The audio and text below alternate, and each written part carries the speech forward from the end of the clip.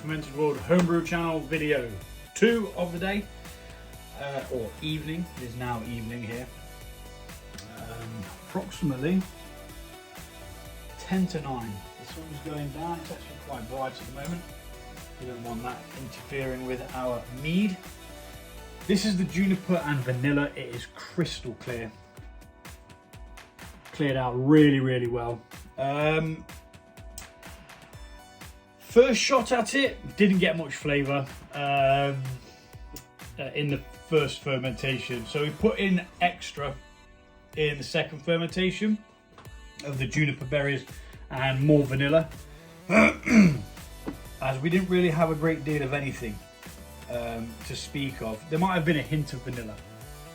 So I went again, added another 50 grams of the juniper berries. Sorry, so my moustache is tickling my nose. It always does it. And it really bothers me. But anywho, juniper and Madagascan vanilla pods in this mead. I think I put in an additional 1.5 pods ish, something like that. I possibly weighed it out. If I did weigh it out, it's on the last video in the description. I do try and keep all the stuff in the description so that you've got all that you need. It's not so that you don't have to ask me, it's because the way I run things is I like to give you all the information up front, so then you've got everything you need. We're going to bottle this today. First of all, we're going to rack it off, then we're going to have a taste. A lot of the juniper berries and the vanilla sticks have actually settled to the bottom, and it is so clear you can just see them.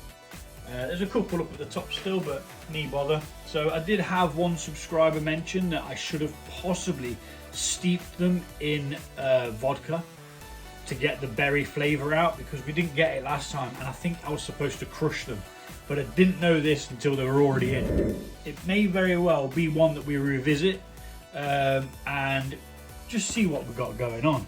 I'm just going to go rinse my little gang members tasting glass out.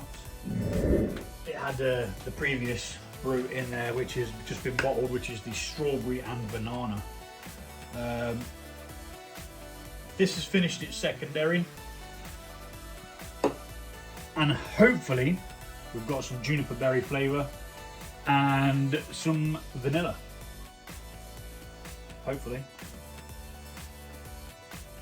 Oh, that's a bit sticky.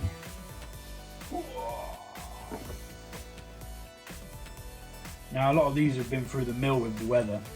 They've just been sat on the floor trying to stay as cool as possible. Because of the amount of mead I brew in different vessels, I mean, I've got one, I've just bottled one, I've got 2, 3, 4, 5, 6, 7 vessels with different beverages in. 2 of them are just an experiment that I did with organic versus standard honey.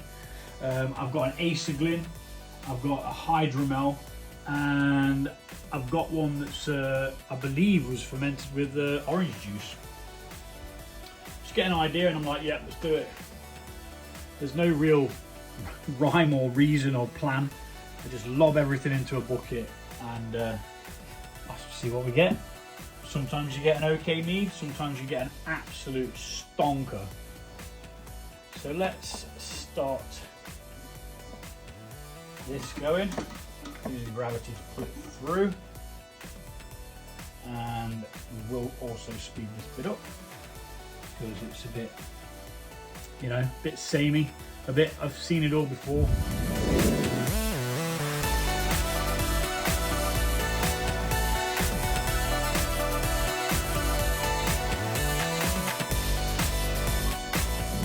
Okay, so according to this, we've got about 5.5 litres, but this is uneven.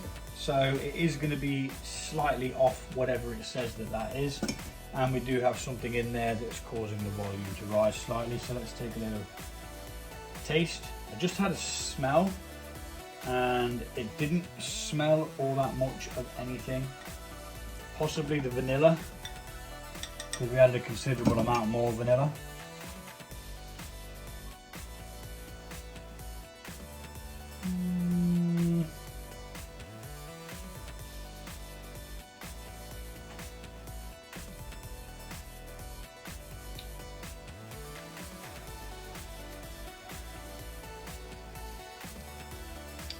me of like an old school sweet or something, like some sort of really old lollipop.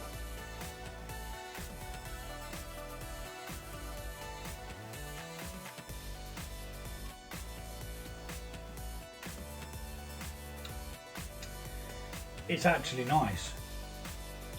It's very subtle, the flavour. I'm not sure if juniper berries are like that, but there is a fruity note to it, and you do get this small vanilla. Sorry, the fruit flies. As soon as you open these meads, they just come from every nook and cranny. They're not bothered about the fruit anymore. They're like, give me your mead. Yeah, so that's quite good. Would I crush them next time? Yes, because I want to see whether I could get a better flavour. I'm tempted to try a little bit more. That's how nice it is. This is at 14.1%, which is a tidy amount, really. It's not too shabby. So we've got some bottles. But first we're going to attach the bottle one. Now, obviously this is the second video, but all this has been sterilised again, because they are two different meads. If it was two batches, pardon me, of the same mead, I would have just used it again.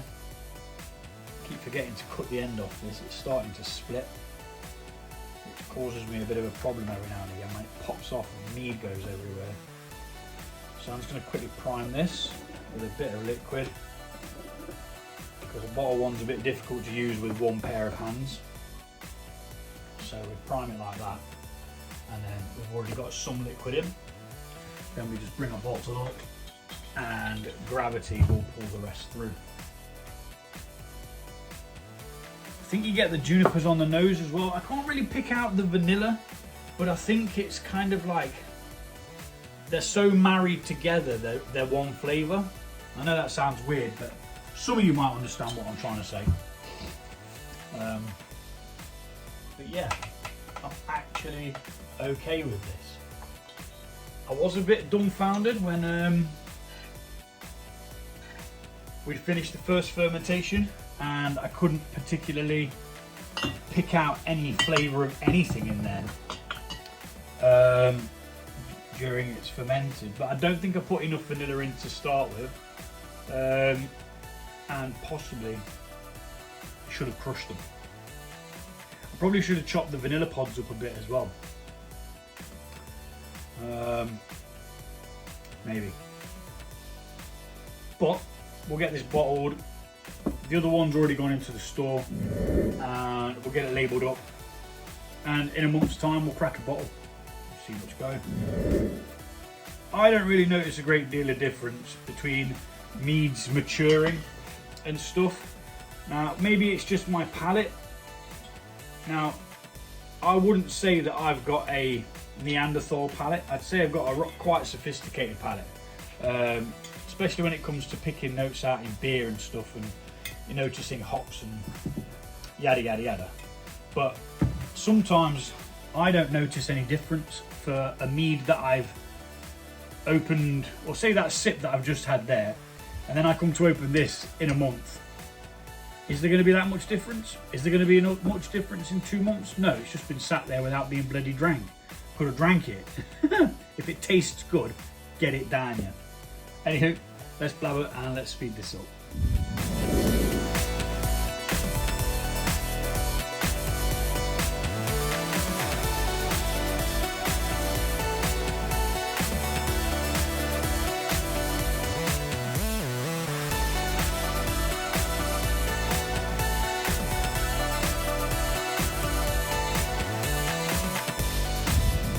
Have it. This one we got 4.5 litres out of this. We didn't lose a great deal of this to the fruits, which again is a good thing, because sometimes when you put dried fruits in secondary, it absorbs some of the beverage, but what it gives you, I always say this, what it gives you in flavour, it then takes away in beverage. So it is a trade-off.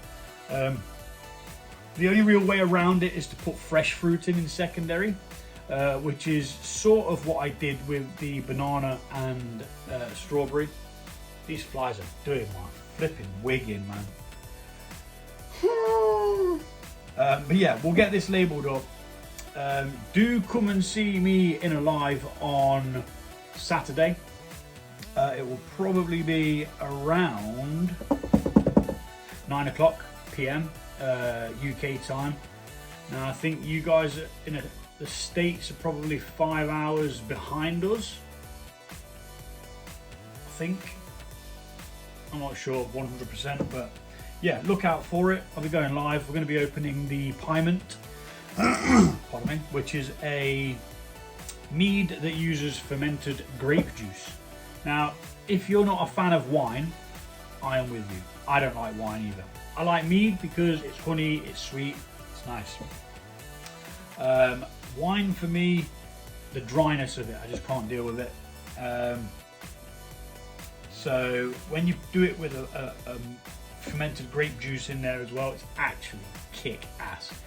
I wouldn't say it's one of my favourite meads, but if I had the choice over just a normal honey mead or a Piment, I'd probably take the Piment. Anywho, we're going to get this all labelled up. We're going to get it put into the store. Nice, cool, dark place for it to rest for 1 month, and we'll be back to open a bottle live. That's how we roll. Take it easy, and I'll see you all soon.